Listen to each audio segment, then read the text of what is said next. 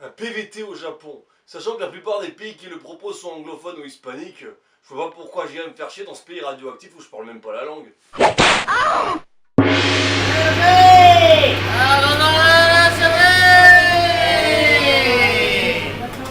Minasan konnichiwa, c'est Swan in Japan pour une nouvelle vidéo et aujourd'hui, comme je vous ai promis dans l'ancienne, on va faire un petit topo sur le Working Holiday Visa au Japon. Alors pour ceux qui ne le sauraient pas, le Working Holiday Visa, plus connu sous le nom de PVT en français, c'est un visa qui va vous permettre de vous rendre dans un pays étranger et de pouvoir y travailler pendant un an. Aujourd'hui, il y a une cinquantaine de pays qui sont signataires de ce programme et vous, en tant que Français, vous allez avoir l'opportunité de vous rendre dans 14 pays différents, dont le Japon. Bon, les conditions demandées pour être éligible à ce visa sont un peu similaires dans tous les pays.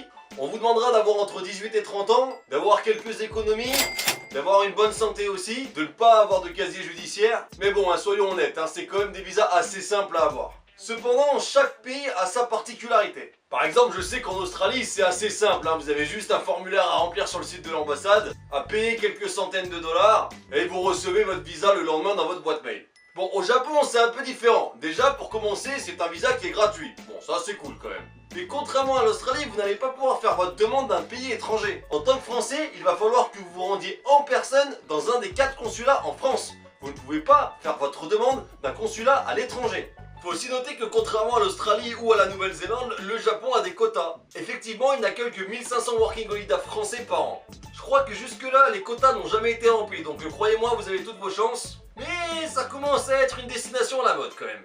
Les documents que vous allez devoir fournir pour monter votre dossier afin d'obtenir votre visa sont un peu différents au Japon que dans les autres pays. Je vous mettrai une liste détaillée de tous ces documents en description. Cela dit, je tenais à revenir sur 3 d'entre eux. Mais avant ça, je voulais vous demander, d'après vous, pourquoi on vous accorde si facilement un visa qui vous permet d'aller travailler comme ça à l'étranger?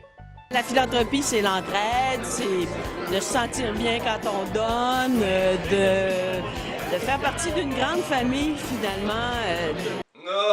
Non, c'est pas pour votre petit bonheur. Le gouvernement de chaque pays voit avant tout un avantage. Généralement, on recherche de la main-d'œuvre qualifiée de l'étranger. L'Australie, par exemple, c'est un pays avec beaucoup de terres exploitables et très peu d'habitants. Ouais, tu l'as compris, je l'ai fait le Working Holiday Visa en Australie. Cela dit, quand tu sais que le Japon est un pays 2 fois plus petit que la France, mais qu'il a 2 fois sa population, que c'est la 3e puissance mondiale, qu'il n'a aucune ressource naturelle à exploiter, mais qu'il arrive à maintenir son taux de chômage à moins de 3%, tu te doutes bien que là-bas, la main-d'œuvre, ils s'en foutent un peu. Le gros problème sociétal auquel fait face le Japon depuis près de 2 décennies, c'est le taux de natalité qui est en totale décroissance. Et je peux t'assurer que ça se ressent ici. Dans la rue, je vois que des vieux. Le seul moment où tu vas voir un attroupement de trentenaires dans la rue, c'est parce qu'ils sont en train de prendre un bébé en photo tellement c'est rare. Pour un japonais, ça, c'est une poussette. Moi je travaille dans une boîte de 350 salariés, plus de la moitié sont encore célibataires et sans enfants. Et le pire dans tout ça, c'est qu'en 2018, ils avaient encore une des espérances de vie la plus longue. Le japonais ne veut pas crever. Moi, dimanche matin, quand je vais faire mon jogging à la Sumitagawa à 10h, Papy Konohito est là-bas depuis 2 heures. Et malgré ses 80 piges, quand je me casse, il y est encore. La dernière fois que j'ai ramené une MILF japonaise à la maison, quand je lui ai dit que j'avais 27 ans, elle a pris ses jambes à son cou. Elle m'a dit désolé, mais j'ai pas envie d'avoir le problème avec la justice, gamin. Une anecdote assez marrante, mais aussi très alarmante, qui va vous prouver que les gens du 4e âge ont complètement pris possession de l'archipel du soleil levant. Depuis 2013, il se vend plus de couches pour personnes âgées que pour bébés au Japon. Non mais c'est ouf quand même, non? Bref, tu l'auras compris, en te faisant venir ici, ils s'attendent plutôt à ce que tu...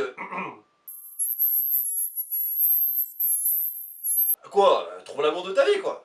Bon, ça veut pas dire que dans ta lettre de motivation ou dans ta description de parcours, tu veux faire le tour du Japon pour faire les 24 heures du gland. Là, pour le coup, ils vont dire c'est un dangereux violeur criminel qu'il faut bannir d'ici. Plus sincèrement, dis-leur simplement que tu veux découvrir la culture, apprendre la langue, en savoir plus sur le pays, le visiter. Et même si c'est pas vrai, tu t'en fous, mais en tout cas, ce que je peux dire, c'est que tous les gens que j'ai connus qui se sont fait refuser un Working Holiday Visa, c'est parce qu'ils avaient dit qu'ils avaient l'intention de venir travailler et éventuellement de trouver un visa de travail derrière. 3e et dernier document sur lequel je souhaiterais vous donner mon avis. Si, ça fait bien 3, lettre de motivation, description de parcours, bref, l'argent. Avant de venir, on va vous demander de prouver que vous avez bien la somme de 3100 € sur un compte. Cette somme peut monter jusqu'à 4500 € si vous n'avez pas de billet retour. Alors je sais très bien, pour ceux qui ont fait un PVT en Australie ou en Nouvelle-Zélande, on ne vérifie jamais les comptes. Au Japon, c'est différent quand même, on va être sûr que vous ayez cette somme. Dans tous les cas, les petits malins qui souhaitent se faire virer cette somme d'argent sur leur compte par un ami et le lui rendre derrière, je vous le déconseille très fortement. Parce que quand on arrive dans un pays aussi atypique que le Japon et où la culture travail est complètement différente, on trouve pas du boulot si facilement.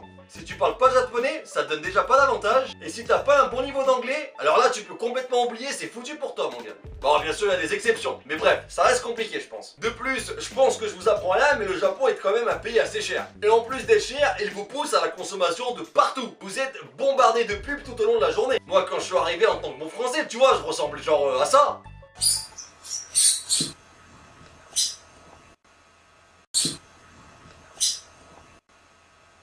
Eh ben, depuis que je suis au Japon, ben, je ressemble à ça.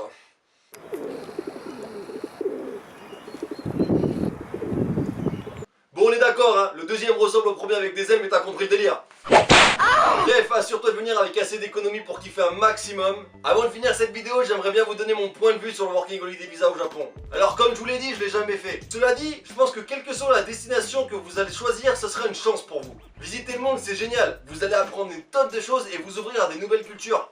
Vous allez faire des rencontres, apprendre des langues. Moi personnellement, j'ai pas mal voyagé et c'est ça qui m'a le plus ouvert sur le monde. De plus, le Japon, c'est un pays qui est vraiment particulier. Que vous appréciez ou pas, vous allez prendre une claque monumentale dont vous vous souviendrez toute votre vie. Profitez-en avant vos 30 ans, le temps passe vite. Enfin pour finir, lorsque vous allez arriver au Japon à l'aéroport, on va vous donner une petite carte qui ressemblera à ça. Il s'agit de votre Zairyu Card, c'est votre carte de résident. Il faut absolument que vous l'ayez toujours sur vous en cas de contrôle. C'est elle qui vous permettra de prouver votre identité et votre résidence ici. Du coup, elle vous servira aussi à contracter un téléphone, à avoir un logement, vous inscrire dans une école de japonais si c'est votre envie, et surtout travailler. Mentionnez le Re-Entry Permit dans mon ancienne vidéo, il est d'autant plus important lorsque l'on est en Working Holiday Visa.